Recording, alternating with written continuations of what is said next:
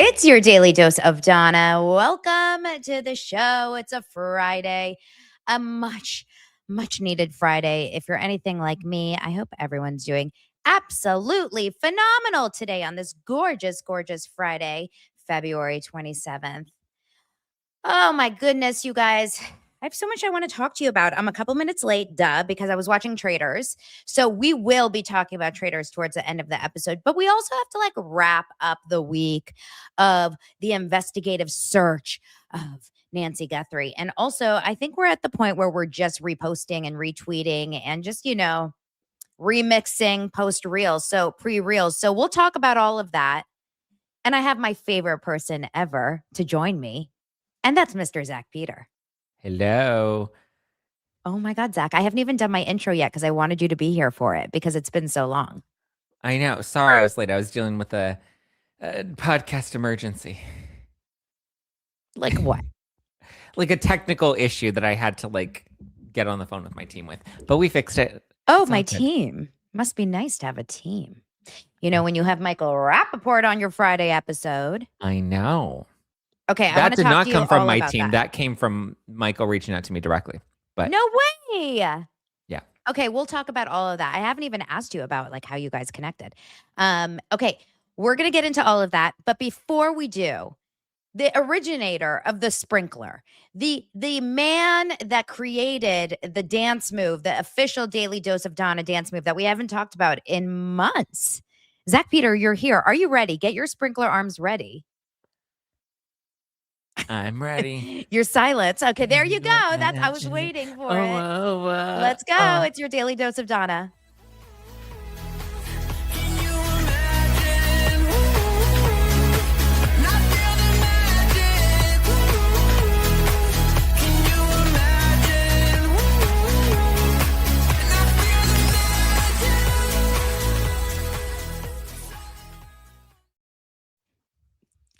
I have something on my face, like a hair. Hi. Hi. Okay, if you guys are watching live on YouTube or in the replay or anywhere, I am not, my hair is up. I didn't wash it today because I'm getting it done right after this show. And man, oh man, do I need these roots done. Zack, would you ever go blonde again? No. I think that era is gone. I think I've shelved that era. Closer to the audience like this? I feel like that's better. I feel like we're so far away here. Close. What do you like? I don't care. What do you like? Well, this takes up the whole screen now. I know. You guys have to tell us. Whoa. Zack. So yes, I'm cutting my hair and I'm going to make it more blonde. So hopefully I leave that salon feeling nice and bimbo-like. I hope you never go blonde again. Yeah, no, I don't want to go blonde again. I have no intention of going blonde again. You look like a different human being when I go back and see videos. It's crazy. Like the other day, was it the Erica Jane interview that you did? Yeah. It just popped up on my algorithm. You know how sometimes that happens. And I was like, this is not Zack. It's just not even your face. I think you actually had plastic surgery and you're not telling us. Well, I had filler. Then. The filler's still in my face. Well, oh no, what happened a lot, I mean, aside from the facial hairs, I had my jaw reconstructed. When I straightened my teeth, my jaw was so small, and that's why my cheekbones popped out more, and I was really hollow here, and that's why my face looks fuller now. So getting your teeth done changed the shape of your face. I had to completely widen my jaw. And so we spent 2 years. We did it. My doctor was great, and he did it with Invisalign. Whereas other people have to have surgery done, and he's like, "We're gonna do it with Invisalign," and we did it, and it was a slow process. But we had to completely fully expand my jaw. I'm still having dental surgery. I had a tooth implanted. It's my jaw has been through it, but that's, I think, transformed my face a lot, is my teeth and my jaw. I think that makes more sense now, because I look at your face then and I'm like, it's not the same person. Let me see if I can find the and the filler, even though some of the filler has dissolved, but some of it is still in there. So I think collectively, like it's just all my face is balanced. Yeah. It's really fascinating. Here, I'll show you guys the interview that popped up on my algorithm, and I was like, "This is wild," because this was you and I were already friends at this point. Were we? Yeah, because I Oh, that remember one. when it aired. Like, look at that. You're a different human. I know. Appreciate about you is you don't pander to the audience. You don't pick fights just to pick a fight I'm not because going you to play know to that the that's the audience. villain. It's Yeah. you don't. Was that like a really big get for you? At that time, yeah, because she hadn't done a sit down like that, and that's where this was the first time she did a full hour where she talked about all the legal drama, all the Yeah. Girardi stuff. I mean, I'd had other big guests prior to Erica, prior to that moment. I think I had also had on like Stassi at that time when she was like at the height of her cancellation. You had some pretty big interviews because I see it in your intro. Yeah. You used to care more about interviewing reality stars than you do now. I don't care about interviewing reality stars, but I like interviewing. I was just thinking about that. I was like, I miss interviewing and doing interviews. I think I was watching that like horrific Hillary Duff Call Her Daddy interview, and I was like, Alex is so bad at interviewing. But like my show used to be all interviews before I started focusing on the news daily, and I miss doing interviews. And seeing somebody like Alex and seeing how poorly skilled she is at interviewing made me like want to get back into interviewing. So maybe and that's why I had Michael Rappaport on today. I might get back. I'm gonna watch it later. I haven't watched it yet. Did you get a lot of hate in the audience because he's so polarizing? Surprisingly, no. Good. I feel like I don't. Or were the mods like on it? The mods were on it, but I also just feel like the people that are in my live chat, like they're not. I don't know. I was surprised because there was a little. You might get a little triggered with some of the Colton talk. I'll tell you that. I will get triggered. Yeah. In the I think way a lot that of people will get triggered with. Well, a lot of people I think may get triggered with the Colton talk. Okay, in what way? Like, because I don't like Colton, so like I know that's why you're gonna get triggered by it. You're like, just no, like it's I don't think we said anything bad, but I think it will trigger people that hate Colton. Oh, but Michael, does he have a positive relationship with Colton now, or are they still not good? I think they're fine. They're fine. Listen, Colton to me, and it's so funny because now I'm listening to this new podcast based on, oh my God, I have to tell you guys all about this. It's so interesting. It's the, I'll get to it in a second, but it's the story of Clayton and Laura Owens, who you've already, you had him on your live show. And actually, Lauren from Court of Random Opinion, she kind of posted about this podcast. There's a new iHeart podcast. She posted about the podcast, but they're all photos from my show. I was like, wait, is this a tribute to Zack? Like, I'm confused. But she posted about this new podcast, and it's called Love Trapped. And there's been 2 episodes out. And what it is, it's a deep dive telling all the story about that former Bachelorette contestant and then Bachelor contestant Clayton Echard, right? Echard? And his paternity situation with this Laura Owens, who is like crazy. So that's a very interesting, and I'm trying to get the host of that podcast on this show because I think it will be a really good crossover for the audience. But let's talk about Colton for 2 seconds because we're going to get into the Traitors later. But Colton, so this is not spoilers. I'll let you guys know when we're going to talk about last night's finale. But Colton, to me, really is unlikable. Like, I don't find anything. Did you watch the reunion? No. Oh, you haven't watched the reunion. Okay. Does stuff come out in the reunion that makes me like him, you think? That would make me like him? The hard part is, like, we heard all the rumor. How much do you want me to tell you about the reunion? I mean, it's not like there's anything that juicy comes out of the reunion. I'll just tell you that. There's not like a, Why don't we hold on Traitors talk and we'll do a Traitor segment towards the end. That way, anyone that hasn't seen last night, we can just wait. I will say I did watch it really fast because I normally watch it with my kids, but last night I went to a musical. I am very cultured. Do you know that, Zack? Apparently. I'm not as cultured as you are. I've only been to, I think, 3 musicals in my entire life, and one of them was a double. A double? Like, so I've... Like a double like a back-to-back?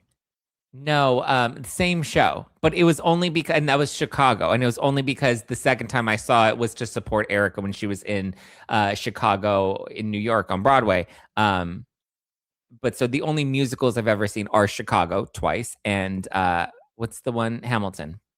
Oh, okay. Well, that's a great one to see, Hamilton. Yeah. Musicals are really like I've always loved musicals because I was a musical theater like high school girl. That was me in high school. I was, the next Leah Michelle. Oh, Don't we have wow. such a From Glee. similarity? But You I can't saw read either? no, I can't. I have no idea. I don't even know what the show is about. Like I can't read the title. I just chat GPT and grok it all. So last night I watched Six. I went to go see Six the musical. This is such a fascinating musical because it's not like anything I've ever seen. It's like a concert. It's just one set and six women and singing the entire, and there's no intermission. Interesting. Yeah. So it was me and all the gays and the women of Los Angeles. I love it. What's it about? The Six Wives of Henry VIII, which sounds really, really like history. Wives? Modern. They're all modern. They're white, black. They're all like sizes and progressive. They're brave. It's not a Zack show until he tries to get me canceled. Every time I go on your show, people are like, Donna, I love you. Every time you come on my show, people unsubscribe. They're like, oh my God, why are you having Zack back on? He's problematic. I know. You are problematic. Joan Rivers has recently come up on my feed, and the things that come out of her mouth and people's reactions, I'm like, that's literally anytime I do Donna's shows, I just say the craziest things, and Donna's trying to temper the audience. You texted the other day that Chelsea Handler Joan Rivers clip, and now I want to find it because it was the funniest thing. Wasn't it on Howard Stern that she was asked about it? Okay. Yes. Yeah. Howard Stern asked Joan Rivers. I mean, seriously, the day Joan Rivers died was like a really devastating day for me. I was obsessed. I loved everything. But when she was on his show with her daughter, here it is. Mm-hmm. I have no idea who posted this, so I hope this is the right clip. Hold on, it's pulling up. So he asked her about Chelsea Handler, and this is what is what I'm the Joan and you're the Melissa in this. I'm Melissa for sure. Yes. Andla gave it to you, Joan, yesterday. I don't even know who she is. Exactly. When people, I don't know who she is. You want to hear what she said or no? Yeah. All right, I'll play it. I'll give you the short version, 59 seconds. Listen to this. But Joan Rivers was critical of you at one point, wasn't she? Well, Joan Rivers. I mean, what the fuck do I care about Joan Rivers? You don't care. It doesn't bother you. It does bother you. I saw Joan Rivers the other day at E, and she said, "Hi, her and that daughter." Melissa. That daughter. Yeah. And you don't like Melissa? No, I mean I don't not like her. I mean, but I don't think about either one of them ever. Bad. The girl made it on her back, fucking the president. We all know that of the network. Number two. Oh my God! You promised you were not going to say that. Too bad. No, she started. Wait, maybe somebody missed it. What did you just say, John? It doesn't matter. We all know how she got there. Number two, she's fine. She's ordinary. She's not a genius. She's an ordinary girl that she was fucking somebody high up in the industry, and they gave her a break, and she's doing okay. I went over very nicely. Joan, why don't you fuck someone high up in the industry? Because nobody wanted me. Yeah, go ahead. I went over to this thing that we had, and I went into the room and went right over to her and said, exactly, hello. She obviously has no manners. I don't know where she comes from. Jersey. When I walk over and say, hello, nice to see you. You say, ignored me. Oh, wow. That's number one. Who the fuck do you think you are? That's number one. Number two, she gets up and they say, Chelsea broke into late night for women. Chelsea has started for women. And they said she gives so many young comedians their breaks. Their breaks. Right. And also a lot about women in late night. So I walked up as a joke. I said, and I want to thank Chelsea for giving me my break. That's a funny. Joke. But she doesn't have no jokes because she's not that clever. Huh. So that was number one. And number two, I thought it was very funny. And I said, E, we're really the same up here. Right. You get the big studio. I don't even have a dressing room. Right. That's funny. We got laughs. Right. So whatever she is, she's a drunk. She has her own show. I don't wish her good luck. I don't wish her bad luck. And she used to do jokes about Melissa and me before mean jokes, you know what I'm saying? For no reason when she was first starting. Go fuck yourself in a pool. And as my mother said, in a teacup of water. I Right. didn't say the first part. Why would you fuck yourself in a teacup of water? I don't understand. In other words, what was with your mother? Go drown yourself in a teacup of water. I don't care. I don't think she's particularly funny. We all know how she got what she got. She's doing okay. Good. You're referring to the fact that she was dating Ted Harbor. Oh my God, I love you Joan missed Rivers. the best part where Melissa scolds her in the end. That was you. Oh, okay. Well, I just thought it was never going to end. Yeah, but that is literally, that was their relationship. It was such a good pair, the two of them together. Because you always need someone to kind of calm you down when the other one's about to get canceled. And that's us. I also think we're a little like Tara and Johnny Weir. Yeah. Whenever I see the two of them together, I love it. I love it. But you need to wear more makeup. Yeah, Johnny's very, and he has his bouffant. He's very. Oh so do you. Look at your hair. But this isn't a bouffant. What is it? Pompadour? What do they call it? A pompadour. Isn't the bouffant like the? It's more of like a bump it. You look like you have a little bump it to the side. You have a crooked bump it. It was I will say Joan Rivers documentary. Have you seen it? Where they go into her house. I love it. I've seen it so many times. So good. So many times. I can't get enough of her. Okay, so let's get into some of the content for this week and stuff that we have to talk about. We'll start with the fact that Savannah woke up this morning and just hit reshare on her Instagram. I mean, nobody is disinterested in this lady more than this family. My goodness. Like they are so like Wait, I have to put a disclaimer out here. For anyone that is interested in getting offended today, please see yourself out. This is going to be a day. I just have a feeling with knowing who Zack is and knowing Zack's energy today. I have a feeling that we're going to hit some things that are feeling, a little bit offensive maybe, because he's just speaking from our hearts. Keep going. That was my trigger warning. Trigger warning. Yeah, this is not the show for you if you have a queasy stomach. No, I just think like this family doesn't care to do anything. Like they're doing the bare minimum. Like we went from posting, I did it on my show today. I was like, it's not hard to pull up your phone, say, thank you guys so much. Please be sure to send in tips to the FBI. We've gotten so many tips, blah, blah, blah, blah, blah. And then you post it in 1 minute. It's not that hard to do, but the fact that she used a recycled video from 3 days ago, and then she even updated the cover photo with Nancy's photo. And I was like, okay, so we put some intention behind this, but like, I don't know. If I were Nancy, I don't think I would want to come home to these people. Like, think about it. First, they offered her $2,500. And I'm like, this bitch is worth more than a stimulus check, okay? Like, put some respect on her name. Savannah makes $8 million a year. $8 million a year. And they're letting the $2,500, by by the way? That wasn't Sheriff the family. did. No, I know. That was Sheriff from his, his piggy bank? Yeah, that was his stimulus check from last year. That was from his retirement fund. That was from the kickbacks that he was getting allegedly a few years ago when money was getting skimped. No, it was his paycheck from A&E, from the reality show. From A&E, from Desert Law. That was what they approved for season 3's budget. Right, $2,500 for Nancy. But that's what I mean. Like, even then, if that sheriff, a celebrity's mom goes missing next season, we gotta this is the stipend. This is how much we can put towards that budget. But like, I mean, if that were your mother and they and the sheriff went on the news and said we're going to offer $2,500, like I would be embarrassed. I would be like, take that down, and we'll put some more money behind it. We'll start with at least. I don't think I've ever heard $2,500 on anything missing, like a gecko. A missing gecko has gotten more in my neighborhood. Dogs have gotten more. Yeah, like it's crazy, and so. That was day one. We're now pushing the 1 month mark, and Savannah's like, all right, here's 1 million, heading back home to New York. Thank you all for your interest in my mom, but I'm peacing out. Yeah. Like, I'm sorry.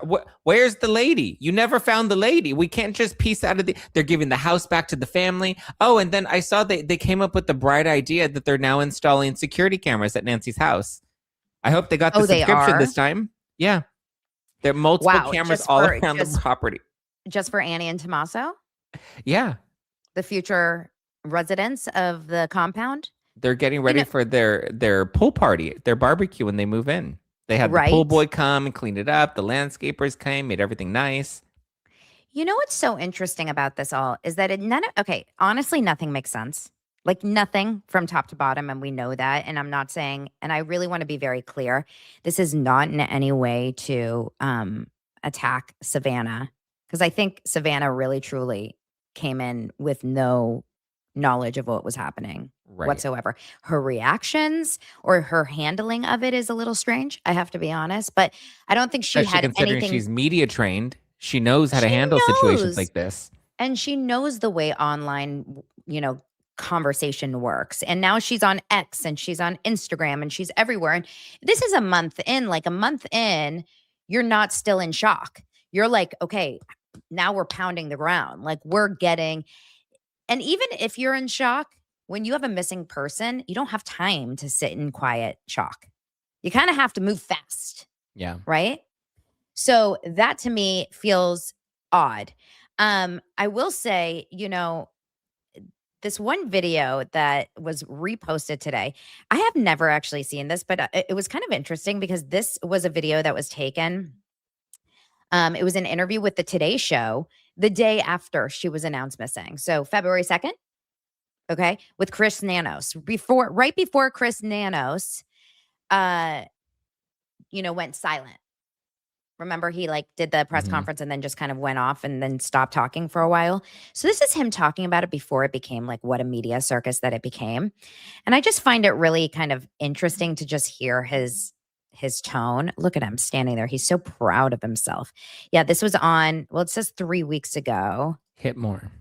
February 1st. 2nd. Oh, February 2nd. Exactly. So she went missing on February 1st. That was the Monday. This is the Monday after she went missing. Okay. So he's talking about it. I want to just go to, let me just pick out some random moment because the beginning is just kind of a little BS. That didn't click.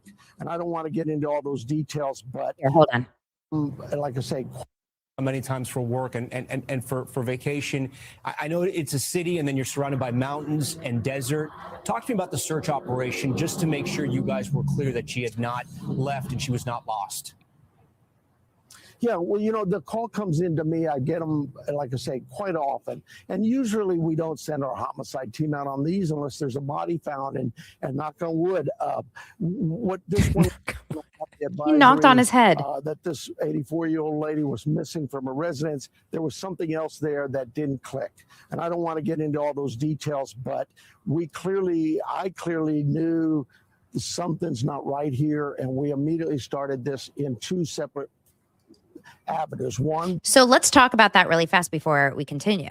He says something immediately did not click.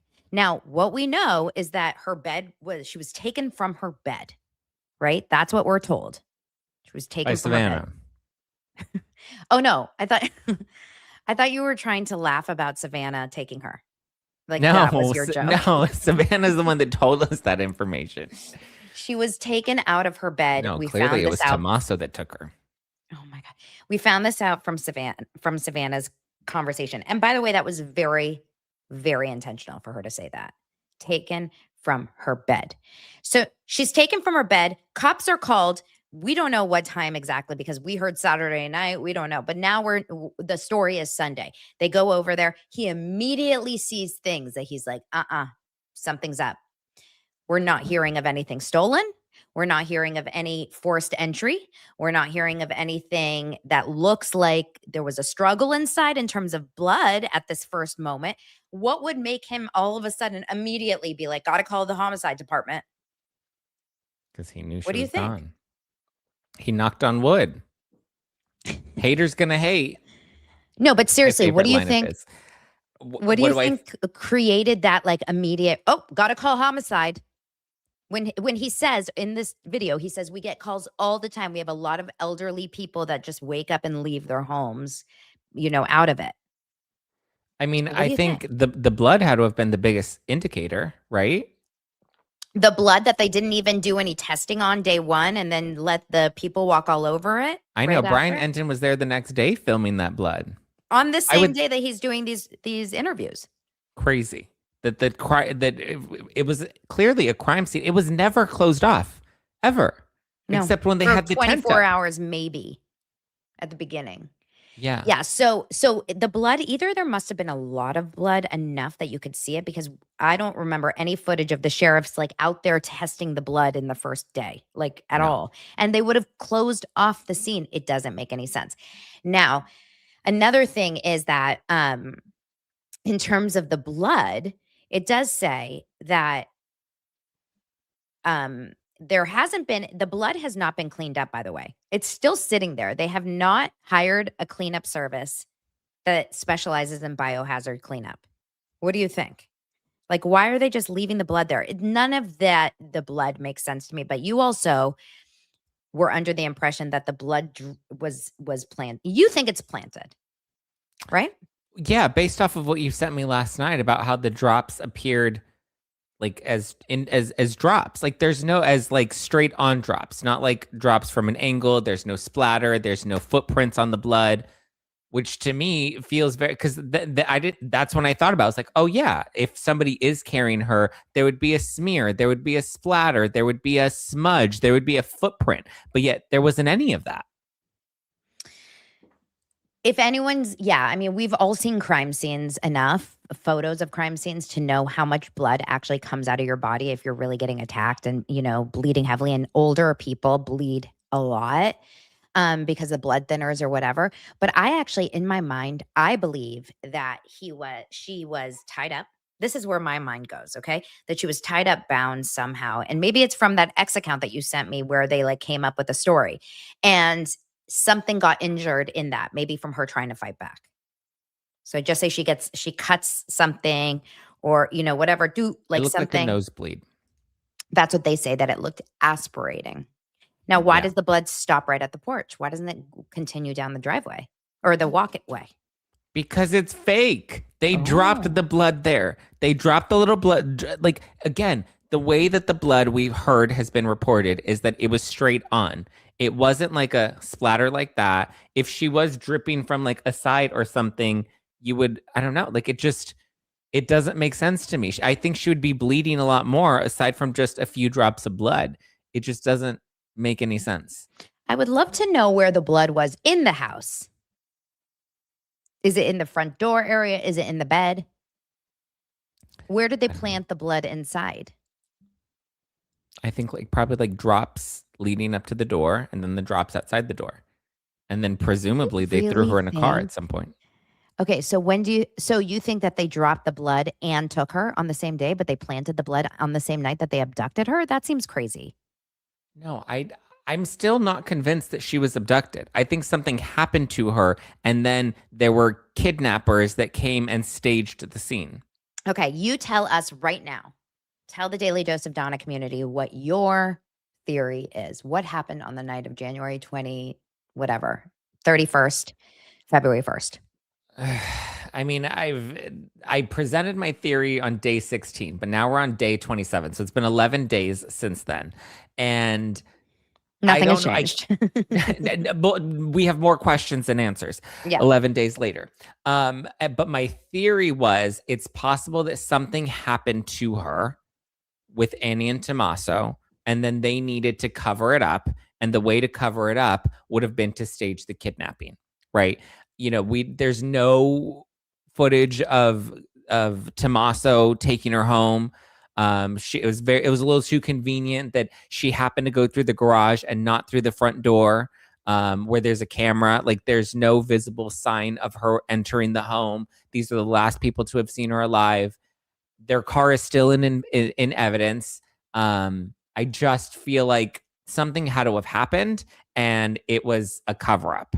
I don't know. I don't believe that she was kidnapped. I did at first. I remember at first being like, oh, well, did they fake kidnap her because they wanted to do a fake ransom of, Savannah, where there was their money trouble? Was Nancy in on it? Like I was exploring every theory and it just kind of got debunked as time went on. But I don't believe that this was a legit kidnapping. I don't think they took her from her home. I think something happened to her and somebody staged the kidnapping. What I just don't understand is how they don't have more, well, I guess if the camera was broken by that point. I'm just like, don't we have any more footage of her, at least just around the property the day before, whatnot. But you know what was so interesting? Remember how we all were like band member, and it was Dominic Evans. And then yesterday he came out with his model shoot over for the New Yorker or New York Times or whatever, where he was like, now my life is over because people like Zack Peter talk His about school me on their picture day, where his he's school picture. posing like Cameron from Modern Family with his hands crossed. I was like, what is this photo? But also when you're bothered that the public has interest in you, you lay low. You don't do a New York Times exclusive with a photo shoot and everything. Well, I don't know. I don't know what I would do if my name got thrown in the mix as being a murder, suspect, and I wasn't. But what I really wish they would have done was just openly calm down the world of speculators by saying this person has been interviewed and cleared, which now we know he has. But when you don't tell us anything, that's when we start to question everything. And the family being cleared is still throws me off. I don't believe the family is genuinely cleared. I think that was a personal favor that he did to the family, Nanos, that was premature, that I don't think, like, we don't know why. And when they asked him, they're like, were they cleared with DNA? And he said, not going there. Like, fucking go somewhere. Like, what? Yeah, what are you where doing? are you going? The only place you're going is the basketball game. Yeah. He doesn't go anywhere.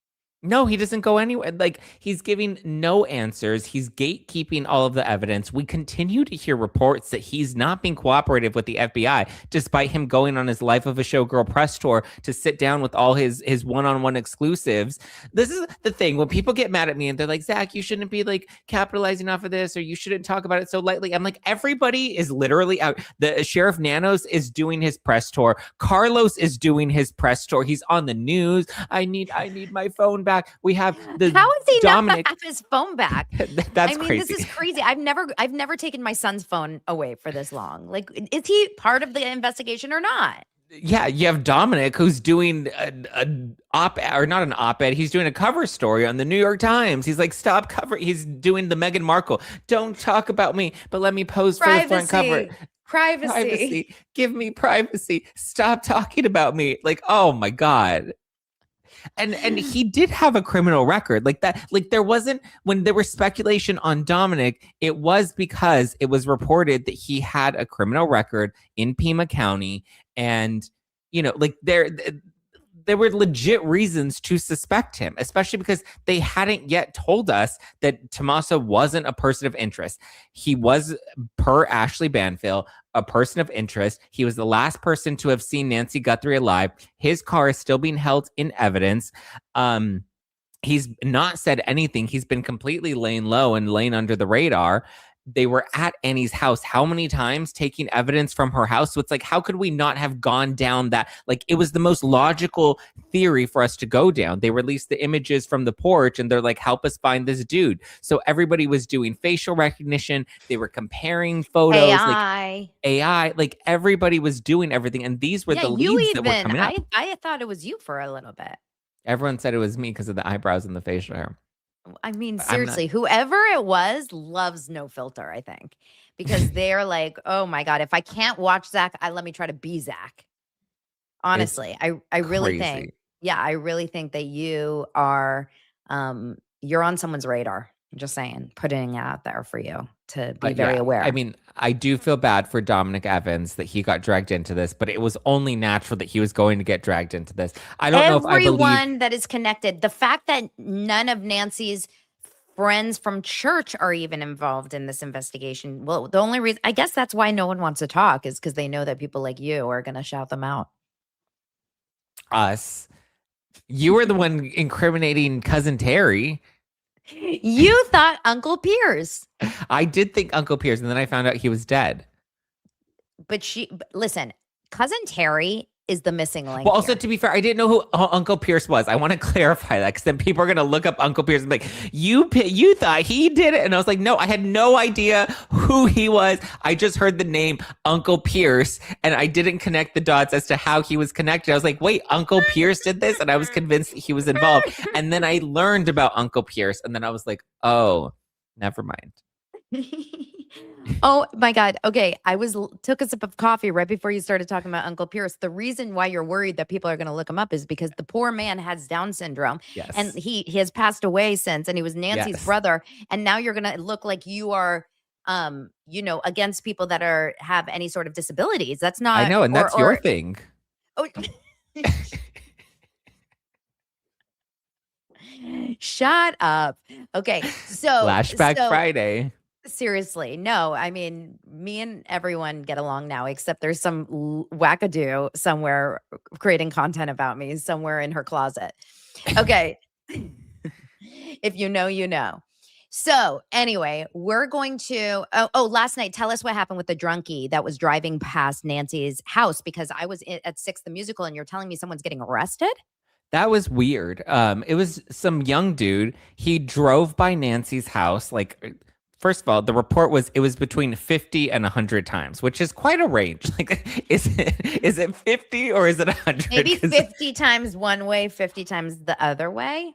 I don't know, but they said it was between 50 and 100 times he had driven past her house with a photo of her.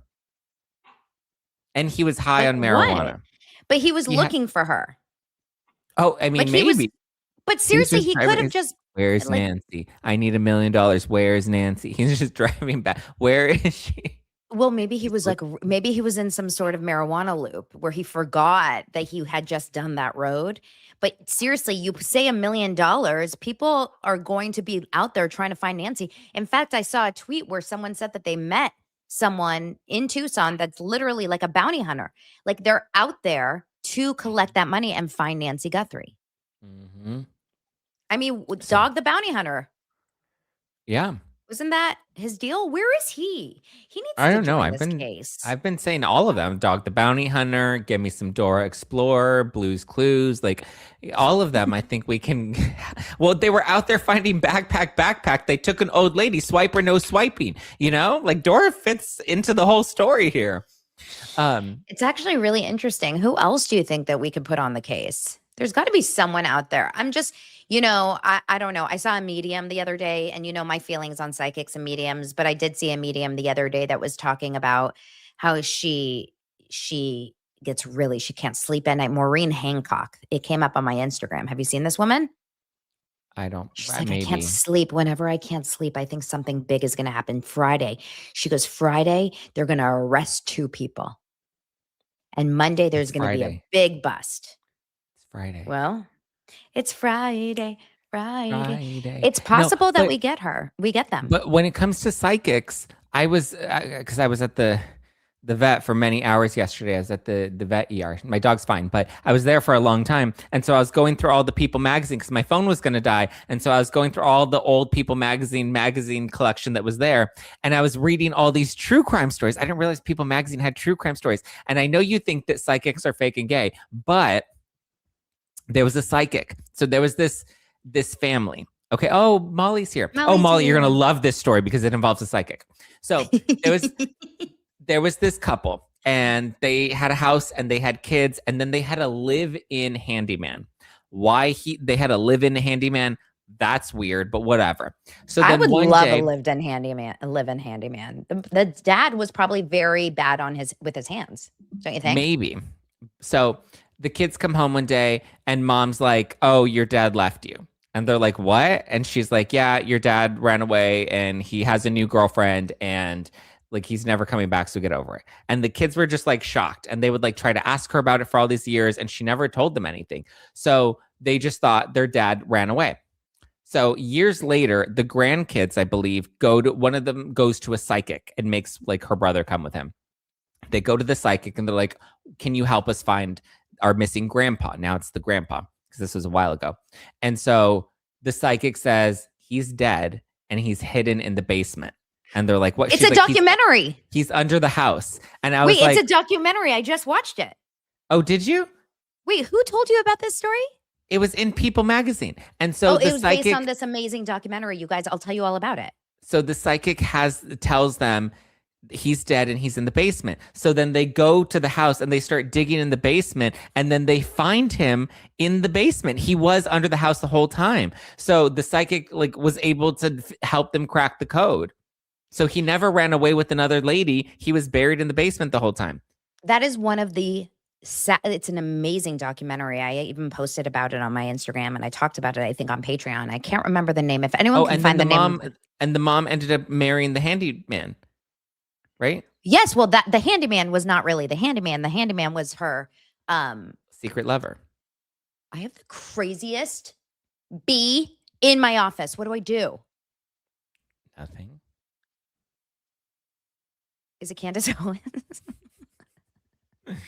Wait, I have to. Oh, no, it's a crazy bee. I have to open my door because I need it to fly out. Hold on one second. Please keep talking about. If you see the documentary name on the side, tell me. Molly's been keeping track of all the psychics that are looking for Nancy, and they all say that she's under the brush by a cactus next to a flower by the river. That's what all the psychics on TikTok were saying. That's where she's at. Don't stress. It'll sting you. Thank you, Trent. No! I'm sure that helps. It's right here, you guys. It's really bad. Hold on. Zach, keep posting. I'm not joking. It's really big. It's like one of those massive ones. Oh, it's a massive. It's hung. It's so big. Thick. It's got girth. Oh my god. Size. That's the poll. That's the live chat poll. Length or girth? Bees are okay, but crazy bees have to go. What is she hunting? She's hunting for Nancy. Oh my god. Is it a wood bee? One of the big black ones? Oh, Christina, we don't use that type of language in the live chat. We don't call them big black ones. It's in my ring light. It's taking ownership of my ring light. Oh my god. No. Just kill the damn bee. No, you don't understand, you guys. It's really big.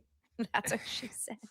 A bumblebee. Oh my god, you guys. I mean, it's in the ring light. Like it's in there.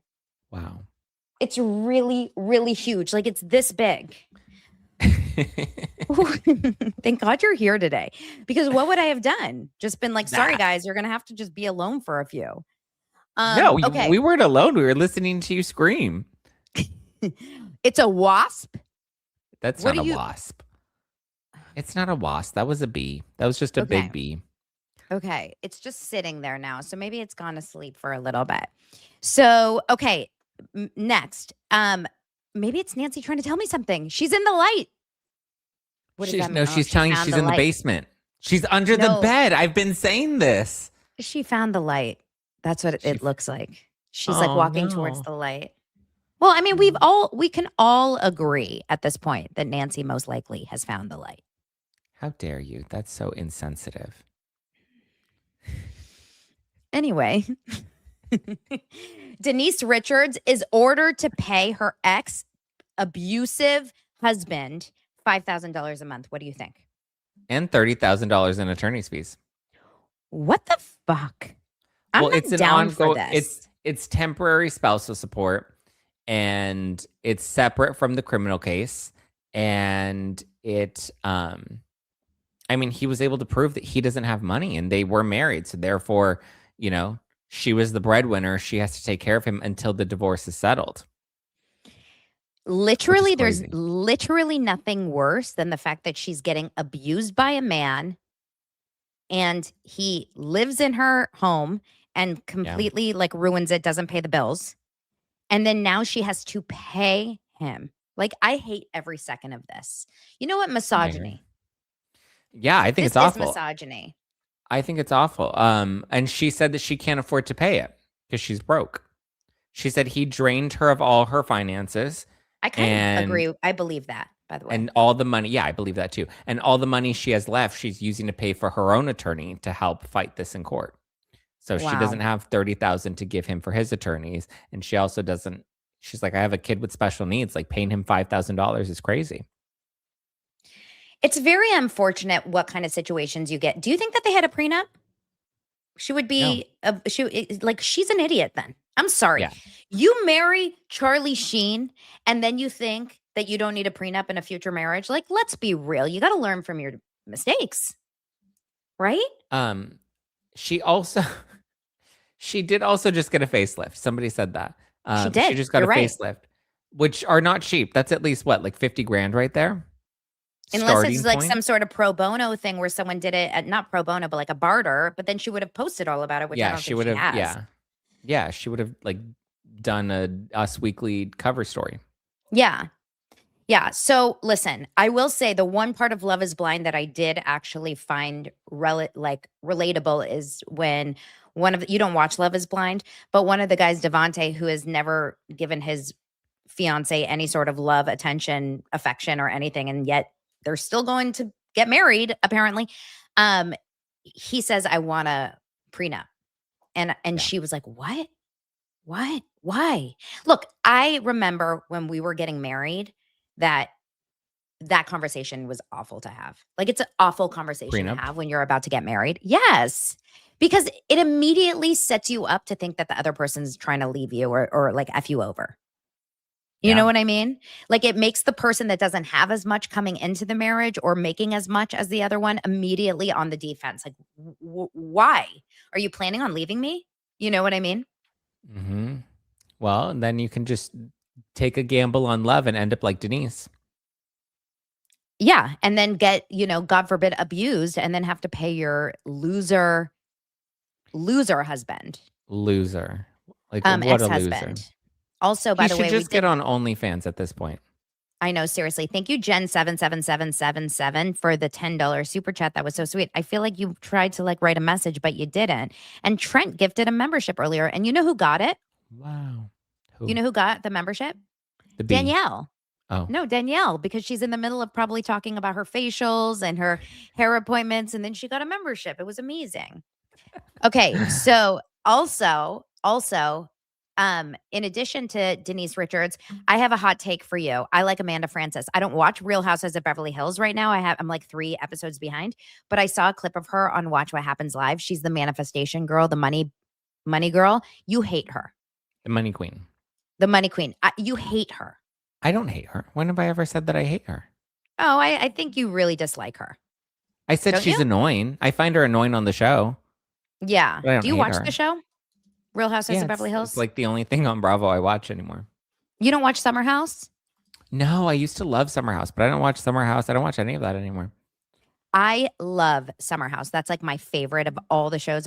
I'll watch it night of. That's the only one I watch night of. I'm excited for the new version of them in this. What it is it's too many new people. And I don't care about all these new people. I just want to know about Kyle and Amanda and Craig and Lindsay and Carl and Lindsay. Craig is on a different show, which, by the way, that reminds me, I'm very behind on Southern. He looks hot. Yeah. He's always looked hot. But I mean, like lately, like he's like beefier. Oh, and yeah. like, He's looking good. Who would you rather sleep with, Craig or Rob from Traitors? Rob Roush or Rob M? Or Rob C? Who's Rob?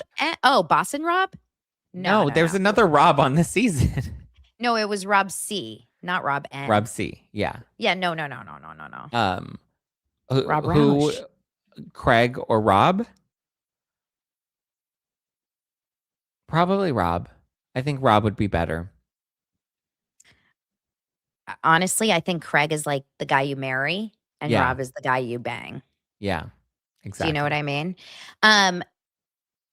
Okay, so back to Real Housewives, I just want to say, because I'm not watching the show, but I did see that she was on Watch What Happens Live last night, and a lot of her clips just kept popping into my algorithm. And honestly, like, there's this one moment. I want you to just see this one little clip. And I'm like, you know what? We need someone like her. She's a little delulu. She kind of has no idea what's going on in terms of like how people see her. Maybe she just doesn't care. But this is about her name dropping designers. Looking back on the season's episodes, do you think you dropped too many designer names to the ladies, especially after seeing their reaction on tape? They know labels. They don't need them identified. Do you usually drop labels? No, this is so annoying. This is the most annoying thing. One, I'm on a television show about rich women with cool Okay. I thought that's what we were doing. True. Okay. One. Two, I was looking for commonalities. I thought this was something we all had in common. I didn't know them very well. Yeah. Three, I think it's funny to say, like, I have sunscreen in my Chanel backpack. The juxtaposition of, like, I'm hiking with Chanel, I think is really cute and really funny. Hold on, I had a 4.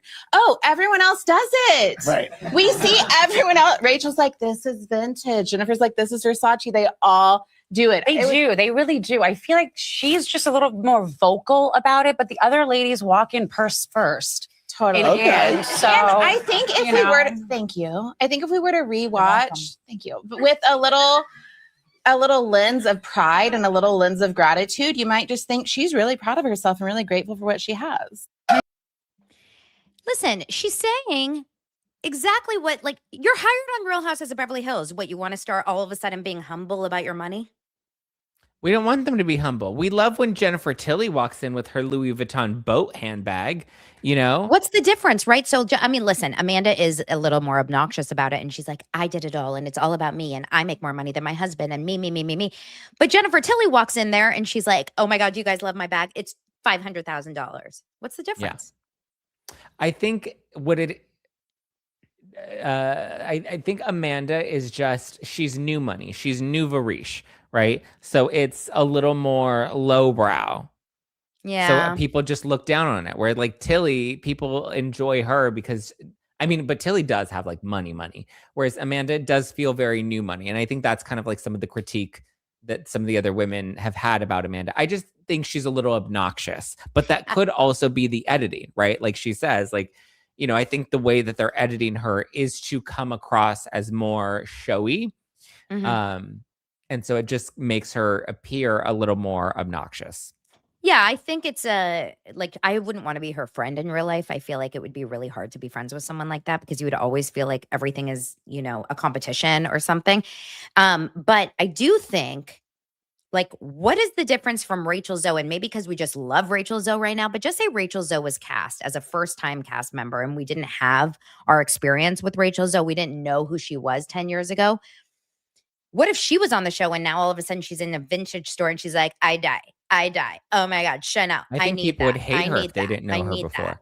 I think we would find Rachel Zoe completely obnoxious had we not been familiar with her and her shtick before. Exactly. If we didn't really know who she was, then I think it would have absolutely. And I also think had Amanda Francis been on reality TV 15 years ago, people would have loved her. She would have been zany. It would have been like Anna Nicole Smith. Right. Remember when she was on her reality show and she was just like doing kind of crazy, outlandish things. Like I think that ditzy kind of like fun, bubbly personality in Amanda would shine a bit more if it were a different era of reality TV. But I love Rachel Zoe. And honestly, did you read her book? I still have it on my Kindle. Well, because everyone thinks that this is like the new like thing, and I'm so not in like Housewives Bravo news, but when I do catch like videos, I see people being like, Amanda's a scam artist. Like that's the narrative that they're running with, is that she's scamming people. I don't think she's scamming people. Scamming people is when you take advantage of them knowing that there's no value that you're providing. Like Jen Shah was scamming people. She was targeting elderly people and selling them fake business opportunities, knowing that it wasn't going to substantiate to anything. Amanda is somebody that has built a lifestyle off of this, philosophy that she's built.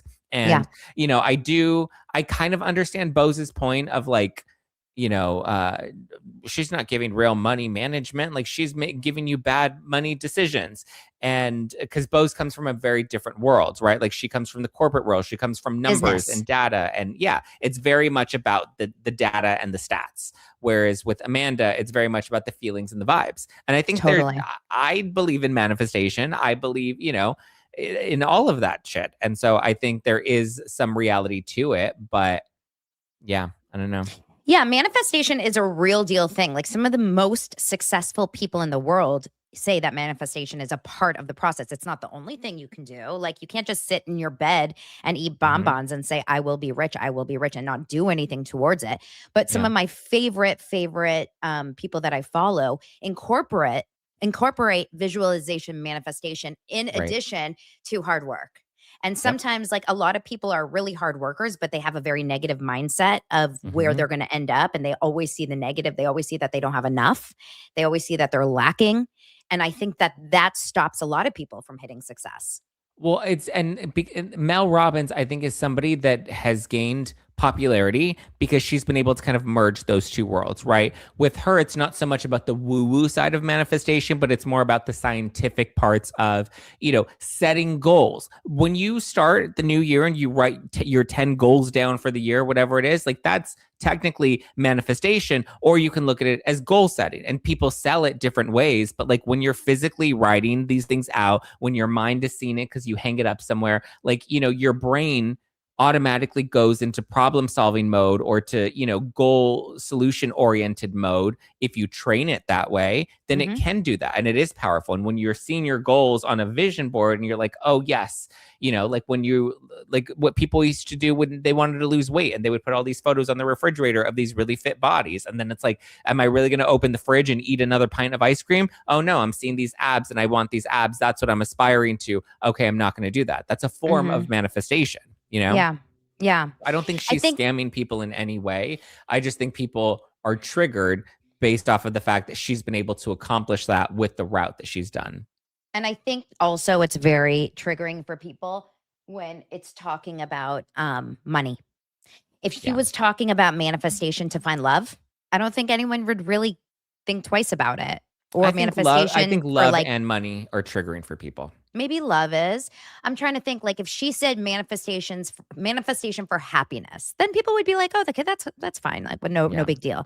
But I think it's the fact that she's like, I will help you make money through manifestation. People get very triggered by that. No, I work my ass off. What do you mean manifestation? Yeah. Okay. So another really quick hot take before Traitors talk. Benny Blanco's feet. Would you date a man? Please tell me you've seen Benny Blanco's feet. We had this whole conversation the other day on my show, and I said that women, and maybe men too, some are very, very hygiene driven, and some are okay with, look nasty, feel nasty, like I don't care. And actually, I hate to say this, but one of my friends, her husband, loves the way she smells after she comes home from the gym, and he always wants to like get busy. And I'm like, that's disgusting. Gross, right? Like I want cleanliness. I want smell, like good smell. So this one article popped up on Daily Mail. And look at this article. It says, I've been with smelly, filthy men like Benny Blanco. Here's the sex truth no woman will admit. I'm going to sound so unhinged saying this. Okay. And it basically says there's a new epidemic that knows no status nor class. It's gross men. They're everywhere and they're plaguing women.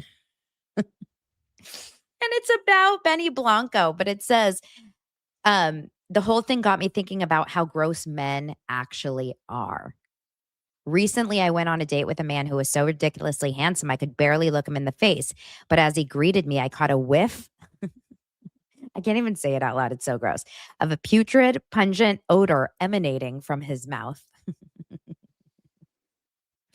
And then she says the halitosis was real. Seriously, it was so bad that I had to put my hand up to my mouth and nose just to avoid the stench every time he spoke. At one point, he let out a big breathy laugh and I almost passed out. Oh my God. Okay, that is a person's biggest fear, I would imagine, to not only have halitosis, but go on a blind date or something, or like meet someone for the first time and you think he's like perfect or she's perfect or whatever, and that happened. Oh my God. I always think about this on Love is Blind. Like, what if you open the things and you're like, damn, they're so hot. And then you come close and you're like, oh, they smell. And then you can't even have that real reaction because if you do on camera, the audience hates you. Be like, you're so superficial. How can you care about blah, blah, blah? Like they cancel you over that. That's happened on Love is Blind so many times where they're just like, I'm just not into you. And it's like, you're so superficial. The whole point of the experiment is it's not about looks. It's always about looks. But it's also about chemistry and it's about pheromones and it's about smell. I would never be able, I have dated in the past a guy that didn't smell like to my liking. There was like something that just didn't, and it wasn't BO. And it wasn't bad breath. It was just like sometimes like do you never have this on dates? What? Like bad breath? when someone just has like a smell? Yeah. And then what do? Yeah. You still sleep with them anyway? No. I've tried. And it's, you just try to get in and out as quickly as possible. So you do sleep with them just fast. Yeah. Oh God. Okay. Now we have to talk about Traitors. Okay. So Traitors, I think Rob Roush smells good, even in those overalls. Yeah. No? Yeah. Yeah. Sure. I think so. He's too hot to not smell good. I Now, let me guess. ask you a question. Let me ask you a question really fast. On Traitors last night, you guys, spoiler alert, the finale, we come down. Number one, we have Tara and Johnny. We have Eric and Rob. And we have Maura. Right? And Eric is, and the traitor. Did you fall asleep, Zach? I feel Me? like your energy just went down. Yeah. No, talking I'm about bad here. smells. Okay. So It was gross. Now I'm like trying to smell my own breath. I'm like, wait, has that ever happened to me? Have I been the bad breath person? this is my way of telling you it's you. No way. Okay. So obviously Maura and Rob have the Love Island connection, and I think secretly Maura wants to F Rob the entire Oh, episode. What do you think? 1000%. She's dickmatized. She wants him so badly. And then I thought, do you think they're hooking up during the season? But I don't think so, because there's no chance. There's no Like, opportunity. you have to go off to your own rooms every night. And you're driven in separate cars from the castle back to the hotel.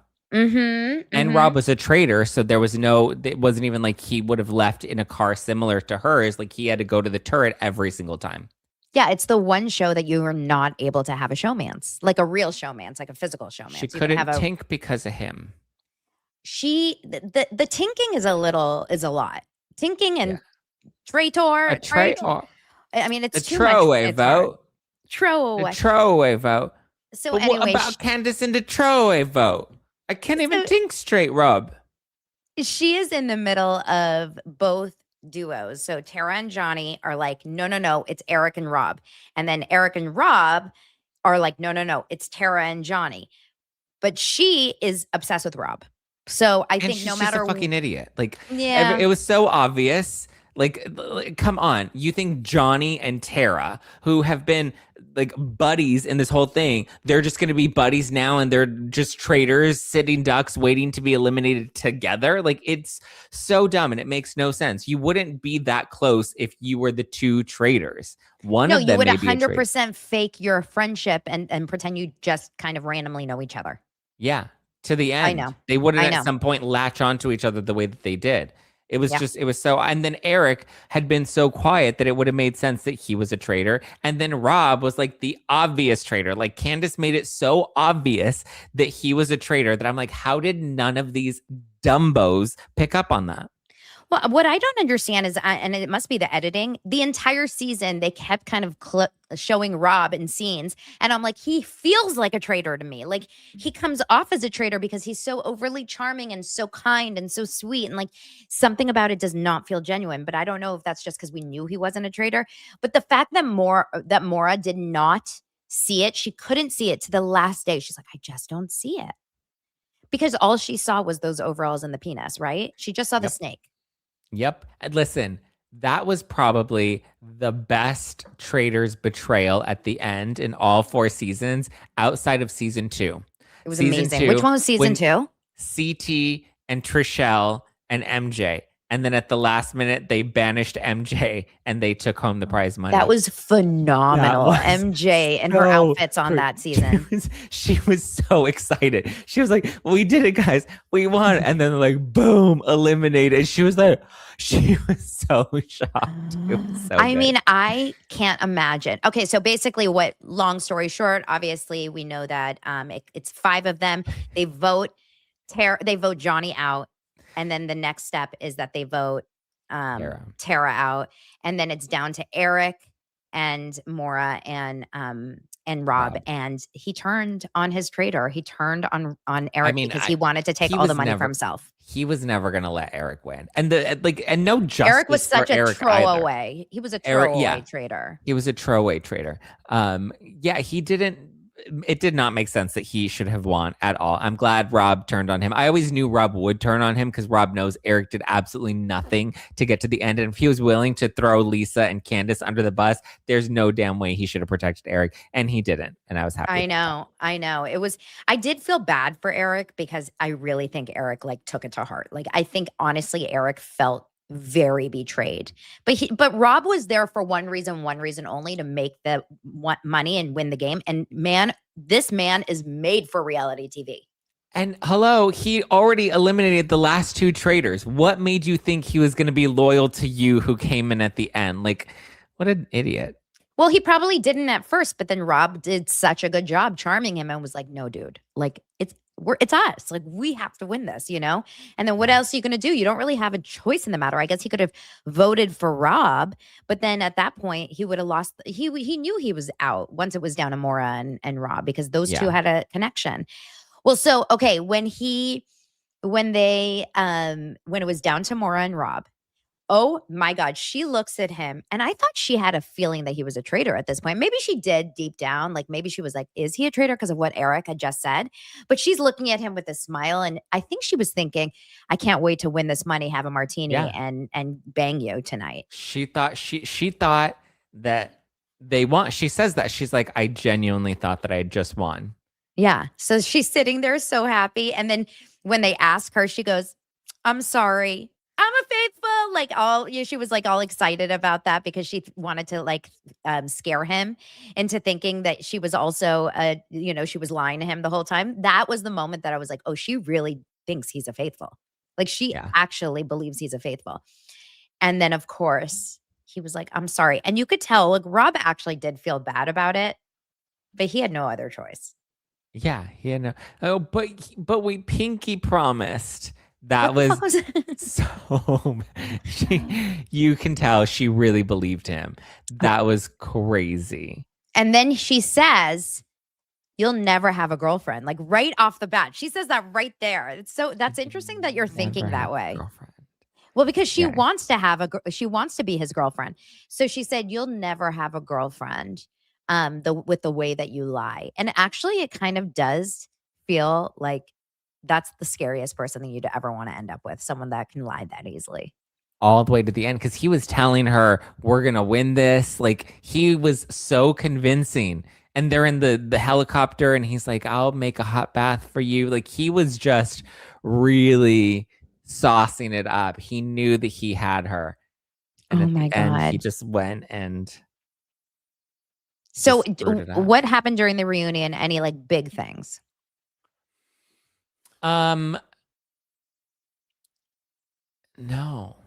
there wasn't anything major that happened at the reunion, to be honest. So it was just another hour of TV. Like it wasn't like, of them kind of rehashing things. Like I expected there to be the big Lisa versus Colton moment. There wasn't.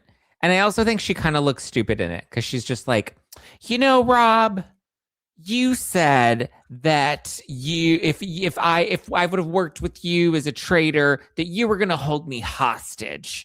What did you mean by that? And he's just like, a really good Lisa. He's just like, in the context of the game, like, yes, he's like, well, in the turret, you said you wanted to slit my fucking throat. He's like, did you mean that literally? And she's just like, you just used the word hostage. And I don't know. Like she was trying to allude to the Cassie situation, but then it gets shut down right there. And Andy Cohen's like, oh, so Colton, how do you feel that people have brought up your past? And he's just like, that was just, he didn't really take good accountability. I'll say that. But he was just like, it was my past. And I didn't think I was going to be judged for something that happened all those years ago. That's like, that was a terrible, toxic part of my life. And, I just want to move forward. And I didn't think that I would still be judged for that today in a game called Traitors. I didn't think everybody would go back to the worst part of my life and like, oh, come drag on. all that up again. Yeah. I can't stand Colton. So he gives his little spiel, and then Andy's like, thank you so much for sharing that. And Colton's like, thank you so much for allowing me to share that. And I was like, what did he share? Like, what are we talking about? Like Andy had a moment like solidarity. Yeah. For being in the closet. Yes. And so There was, and it would, but it happened so fast. Like they just kind of gloss right over that, which kind of like, I was like, is that really why Colton unfollowed Lisa Rinna after the reunion? I was like, I heard that this was like a bloodbath and Colton walked off the set and they had to bring him back out. So if they did, there was a lot of editing and they really just made it like a clean 2 minutes. Got it. What else? Portia, despite Portia not really being on the show at all. I'm like, I forgot about her already. She has a strong presence at the reunion. She does a lot of fighting. She has a cute little moment with Lisa Rinna where she's like, you were a housewife and you eliminated me. So I went and I melted all your lipsticks. That she pulls out a bag of all Lisa's melted lipsticks that she sent her in her PR boxes. Oh, so she's like literally, let's get this one guy out of here. I don't know what's going on in the comments, girls. So she was like treating it like a housewives reunion. Yeah. Portia. And it was good. Like the housewives carried the reunion. We barely hear from Rob. Like, even though he won the game, like, and it's funny because Michael Rappaport says something. It's like, oh yeah, I wonder why we didn't hear much from Rob. Maybe because he wasn't getting lines fed to him at the reunion like he's used to. Yeah. Oh, they were feeding interesting. Rob lines. Do you think that was Andy flirting with Rob? No, I'm telling you, Rob barely even spoke at the reunion from what I remember. He was so forgettable at the reunion. He says he has a girlfriend though. Yeah, he has a girlfriend now. Trying to think of what else. Dorinda was boring as fuck. What else is new? But like, she's not boring when she's drunk on Housewives, but like she was terrible on Traitors. Like, why even bring her back? Well, because there's no alcohol. Honestly, Dorinda was a great reality star in the heyday, and we'll have to see how this new, reboot does. But I really think, like, unless you're like pounding alcohol into their systems, I wonder if it's going to be as interesting. Dorinda, Luann, any of them. Yeah, look at Dolores was so boring. Oh my God. Michael Rappaport came. I mean, he like triggers everybody again at the reunion because he's just like, he's so brash. And so like, he just says things. And so he was fighting with Johnny. He calls him Johnny and the Pearl Clutchers. He was fighting with Johnny Weir because the whole him saying that Colton was a traitor, like you're so good at lying, like we know you're good at that. And Colton's like, why? Because I'm gay. And then Johnny was like, oh my God, because you're gay. Oh wait, it's okay. And like, so they get into a fight about that. He calls out Johnny. It was interesting. But I think Michael, Lisa Rinna, and Portia carried the reunion. And then Colton had his moments. Candace had her moments. Donna's there. With her shoulders. To do what? I've never laughed so hard with my family. Scratching her balls. Stop. I've never laughed so hard with my family when they finally revealed Donna Kelsey as the traitor, the secret traitor, because they showed her like with like the hat and like the light, and we died of laughter. Like Oliver was like, rewind it. Let's see it again. Because she looks literally like a hobbit. Like it's wild with the whole cover up, but I know I'll probably get in trouble for saying that. It's funny. Online, they're like, every time they showed us the traitor walking, like we all recognized Donna's shoulders. And I was like, I didn't even think of that. Like I knew it was a woman, but it's so true when they showed the secret traitor walking, like it's so obviously her. Always with the light. Why?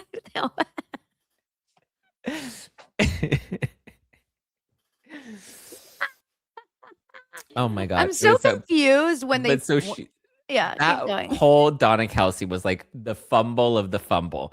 Like it was so bad. Like the whole they thing just want to trade Taylor Swift to mention the Traitors somewhere. Yeah, they do ask, does Taylor watch the Traitors? And they're like, yes. Of course they do.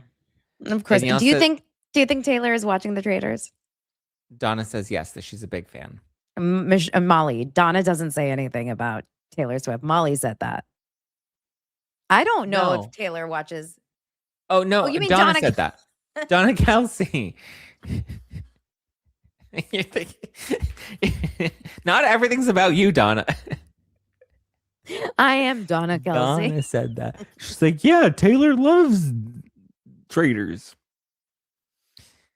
And that was the most we got out of her at the reunion, which I was glad. Traitors was the inspiration for Opalite.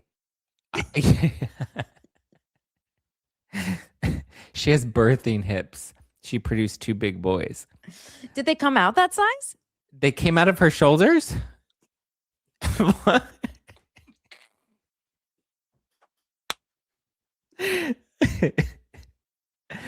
Oh man.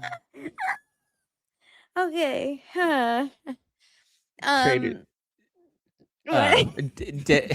Danielle's actually on topic. She said the Traitors finale was so predictable. I agree. It was very predictable. Danielle's on topic? For the first time, Danielle's on topic. Danielle's on topic for the first time ever on any of our shows. This is so good. Danielle, I'm proud of you. Oh my God, that was so funny. We should be Traitors for Halloween. And then we'll go around with our buckets. Trick or treat. It's not a bucket, it's a light. It's a lamp. Know, but we'll carry buckets, like pumpkin buckets. Oh yeah, to collect candy. Oh. Okay. Anyway, Zach. Oh, look at this lovely super chat from Charvable saying, Donna, this is the best Friday for me. I'm off at 3:30 and then I'll be off for all of March. Wow. You and Zach keep me company during work, so thank you both. Wow. How cute is that? Oh, it's a lantern. It's a lantern. Yes. Okay. So anyway, Zachy, I'm sure you've lost me about like 600 subscribers in the last hour. So anything you have to say? Is there any big shows you're coming up on? I know you did Juicy Scoop this week. You were on Megyn Kelly, who's on my shit list the other day. And then you were on, what else do you do? I don't know. I do everything. You really do. You're everywhere. I'm like a cockroach, honey. You can't get rid of me. You're like my bee. You're just living in the light. Going towards the light.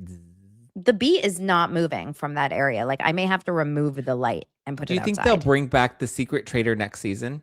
Who picked Donna for the Secret Traitor? That was a dumb move. Yeah, she would be the worst traitor in the entire world. If she was a faithful, she would go under the radar. Would be. She was. She was the secret traitor, and she was the first traitor kicked out of the game. Like, that's crazy. You're the secret traitor. You have no other traitors to back you up, and you fumble the ball that hard. Remember, they were like, why aren't you talking to us? Why are you making friends? She was like, I don't know. Her and Michael, the way they would eat was crazy. Michael Rappaport. Oh, listen. He kept doing at the reunion, he kept clipping people. Clip. I'm talking now. Clip. Oh, God. It's a lot. It's a lot. And I say this as like, Michael is a good guy for a lot of reasons, but like, it's a lot. Listen, my kids couldn't stand Michael on the Traitors. They couldn't stand him. Every time he was on, they were like, oh, get him out. That's how, I love Michael. Zachy, I love you. Love you too. And that's it. You guys make sure to check out No Filter with Zack Peter Monday through Friday, where he can just, make fun of people Monday through Friday. Nancy Benet Ramsey. I love you guys. Have an amazing Friday. Hopefully this gave you some needed laughs. And Patreon this weekend, we're going to talk about some really interesting like TV shows I'm watching and podcasts I'm listening to that I'm obsessed with. So make sure to jump in there. I love you guys. I'll talk to you later. Bye. Shabbat shalom.